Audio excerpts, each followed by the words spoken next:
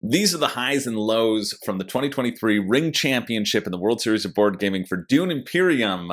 Coming at you right now. Dune Imperium is a fantastic game. It is in the World Series of Board Gaming 2024. And if you were interested, if you think you're a good Dune player, well, we want you to come and compete so that you can make it to this final table and walk away with the championship ring and move on to compete for that $25,000 grand prize. We haven't had a Dune Imperium champion make it to the final table yet, and maybe you can be that winner. Dune Imperium has been featured numerous times in WSBG. It was the final match in 2022 for $25,000. It was a semi-final match in 2023, and of course, it has been featured prominently in our tournament, so I'm excited to check this out. And I want to go over a few highlights, a few key moves of the match. Starting with round one, the decision in round one, we have Baron Harkonnen, who has already moved up on the track. You can see Baron Harkonnen is played by the green player. They've already moved up on the Emperor track, and they've revealed for 5. They have a choice between taking power play or taking firm grip,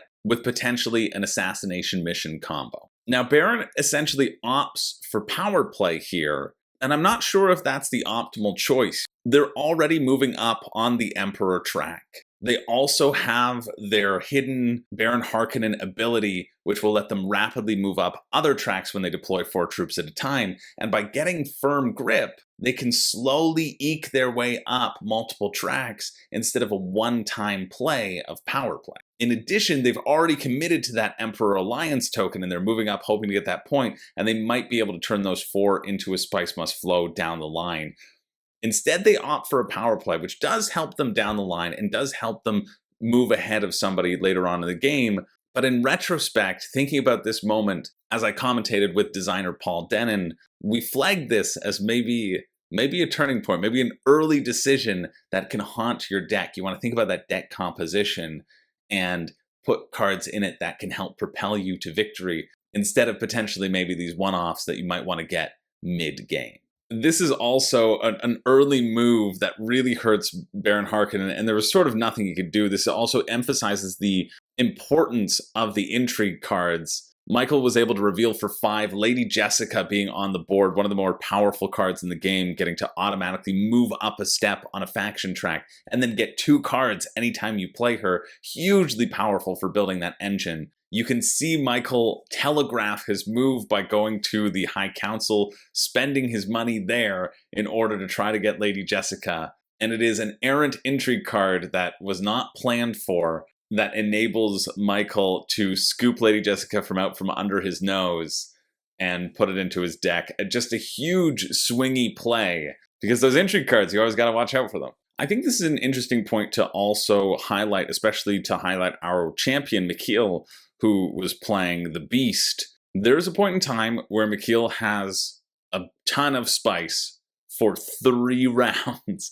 Now, the round he gets the spice on, Michael, who's playing red, has already pushed in 4 cubes. And so to go to bat for this battle when you're getting the pretty good bonus of a 2nd place by just limping in on 1 cube doesn't seem to make sense at this point. So there's a good solid hour of this game where Mikhail is just sitting on the spice needed to activate deploying troops, deploying these 5 troops at the Highliner situation. And you can see him time out this action. You can see him wait to strike until there is a point on the table. He doesn't waste his troops in a battle unless there is a point. And then even later on, this is how he's able to come back from a point deficit. He again has the spice and has the troops to push in quickly in the next round as well, to scoop up a bunch of back-to-back war wins, knowing that those points are going to come down the line,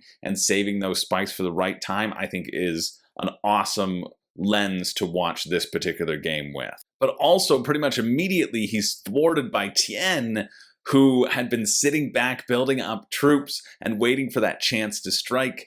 Dune is a game where everybody is in it always and can make those points back in a big way, and one where you have to be ready to fight those battles on all sides. I love Dune Imperium. I love going back to watch this. I love going back, especially in that opening move lens, looking at things from the opening area and seeing the ripple effect and seeing the importance of intrigue cards, which we'll show you in our last clip. But before we do, if you are good at Dune Imperium, you have a shot to win $25,000 playing board games. And even if you don't win, you're going to have one of the best gaming weeks of your year. Get your tickets at WSBGVegas.com, either to compete or just to come and have fun, hang out, play with our 2,500 board game library that we get from Dice Tower West, play in any of the Outer Ring tournaments, national championships.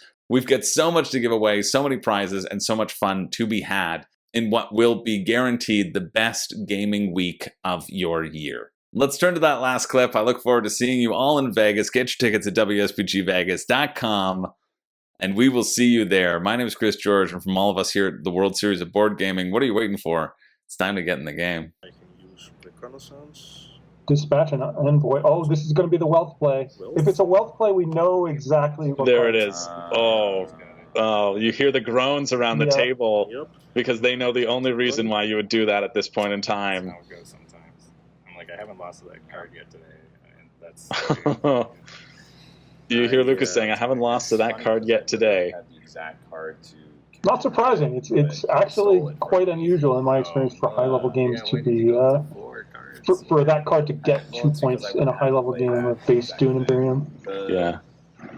I'm hearing Michael discussing too. I think Michael had an infiltrate that was stolen by Mikhail. Oh!